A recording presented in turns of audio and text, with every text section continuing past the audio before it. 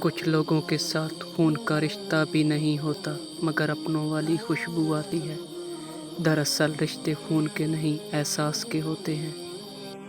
فرمان حضرت علی ہے، جسے تقدیر پر یقین ہوتا ہے وہ اپنے اوپر نازل ہونے والی مصیبتوں سے گھبرایا نہیں کرتا۔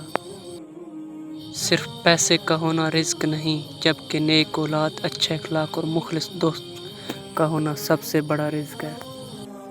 اگر تم سے کوئی پوچھے کہ تمہاری زندگی کیا ہے، ہتھیلی پہ ذرا سی خاک رکھو اور اڑا دو۔ غلطی نہ ہونے پر بھی کوئی آپ سے معافی مانگ لیتا ہے تو سمجھ لیں کہ وہ آپ سے زندگی بھر رشتہ قائم رکھنا چاہتا ہے۔ فرمان حضرت علی ہے، کسی کے دل میں محبت پیدا کر کے اسے چھوڑ دینا اسے قتل کرنے کے برابر ہے۔ انسان کا دل توڑنے والا شخص کبھی اللہ کو تلاش نہیں کر سکتا۔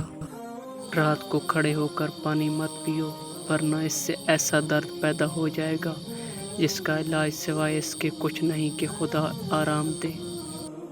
فرمان حضرت علی ہے، جہاں عزت، سچائی اور خلوص نظر آئے وہاں دوستی کا ہاتھ بڑھاؤ ورنہ تمہاری تنہائی تمہاری بہترین ساتھی ہے۔